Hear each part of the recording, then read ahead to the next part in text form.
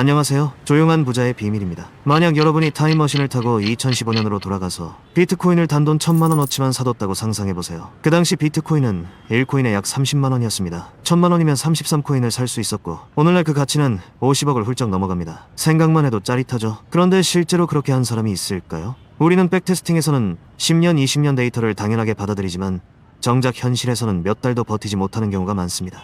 오늘은 그 이유와 어떻게 하면 이 문제를 극복할 수 있는지 이야기해보겠습니다. 실제 투자자들의 행동을 보면 장기 투자를 한다고 말하면서도 하루에도 몇 번씩 계좌를 확인하는 경우가 많습니다. 오늘 2% 빠졌다고 불안해하고 다음날 5% 올랐다고 금세 기분이 좋아집니다. 10년, 20년 장기 데이터를 근거로 백테스팅을 해 신중하게 결정해도 막상 실전에서는 한 달도 못 가 마음이 흔들리곤 하죠.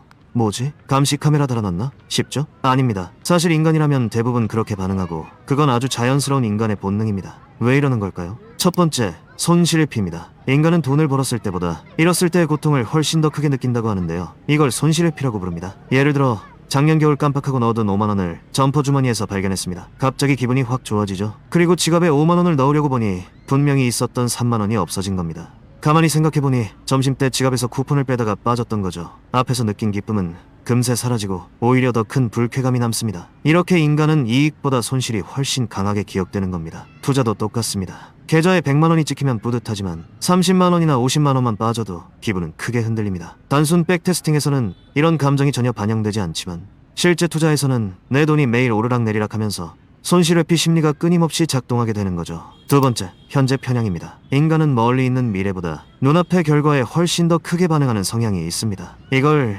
현재 편향이라고 부릅니다. 심리학에서 유명한 마시멜로 실험이 있습니다. 아이들에게 지금 당장 마시멜로를 먹어도 돼. 하지만 15분을 기다리면 하나를 더 줄게.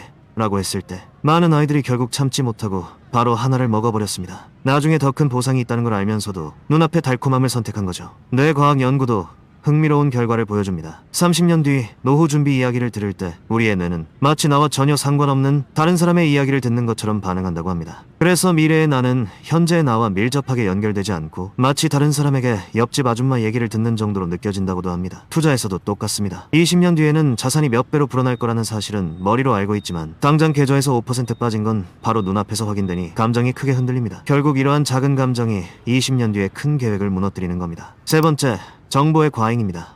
예전에는 신문이나 저녁 뉴스에서 하루 한두 번 주가를 확인하는 정도였습니다. 그래서 투자자들은 시장의 흐름을 비교적 느긋하게 바라볼 수 있었죠. 하지만 지금은 상황이 완전히 달라졌습니다.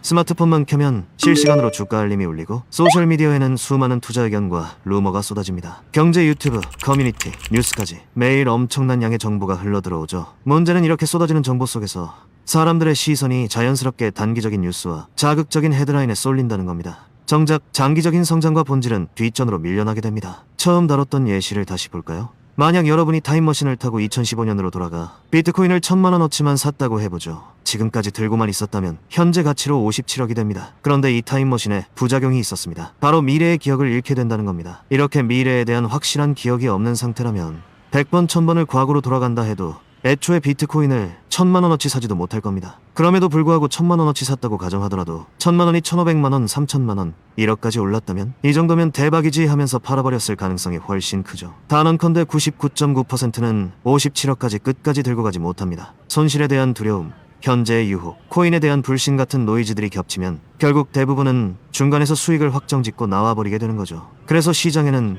늘 뒤늦게 후회하는 껄무새가 넘쳐나는 겁니다. 그럼 우리는 어떻게 해야 흔들리지 않을 수 있을까요? 바로 목표를 구체적으로 세우는 겁니다. 배당주에 투자할지, 성장주를 선택할지, 아니면 두 가지를 혼합할지 먼저 나의 성향을 확실히 파악해야 합니다. 그리고 어떤 상품에 투자할지도 깊이 고민하고 연구해야 합니다.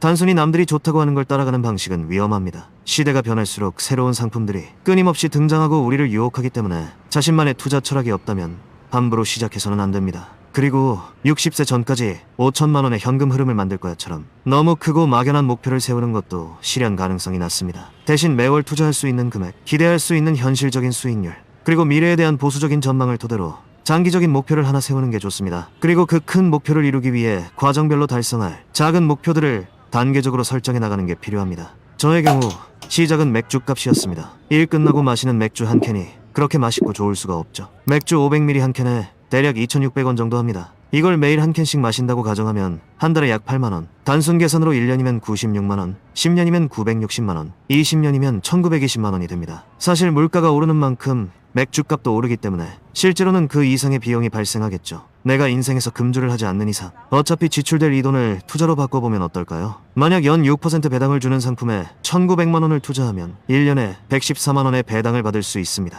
이를 월로 환산하면 약 9만 5천 원이고 배당 소득세 15.4%를 고려하면 실질적으로는 8만 원 정도 됩니다. 즉 배당금으로 평생 매일 맥주 한 캔을 마실 수 있게 되는 것이죠. 게다가 주가 또한 오를 가능성도 높습니다. 물론 반대로 주가가 떨어지거나 횡보할 수도 있습니다. 하지만 배당금이 꾸준히 나온다면 원래 목적이었던 맥주 한 캔을 사 마시는 데는 전혀 문제가 없습니다. 심지어 맥주를 마시지 않는 날만큼의 남은 배당금을 재투자한다면 맥주에 간단한 안주까지 먹을 수 있겠네요. 아주 단순하게 말했지만 결국 목표는 배당, 주가는 덤. 이게 배당 투자자의 관점이라고 할 수 있습니다. 처음에는 단순히 맥주 한 캔 값으로 시작하지만 나중에는 아파트 관리비나 공과금, 통신비처럼 숨만 쉬어도 나가는 생활비를 하나씩 충당하는 목표로 확장해 나갈 수 있습니다. 이렇게 차근차근 모아가다 보면 결국 처음 세웠던 큰 목표에도 도달하게 되는 겁니다. 저는 개인적으로 투자는 결국 시간과 확률을 내 편으로 만드는 과정이라고 생각합니다. 데이터를 근거로 좋은 투자 상품을 결정하고 투자했다면 그 결정을 믿고 시간을 견뎌내는 게 맞습니다. 오늘의 하락은 20년 곡선 속에서 아주 작은 점에 불과합니다. 그 작은 점 때문에 전체 그림을 놓치면 안 된다고 생각합니다.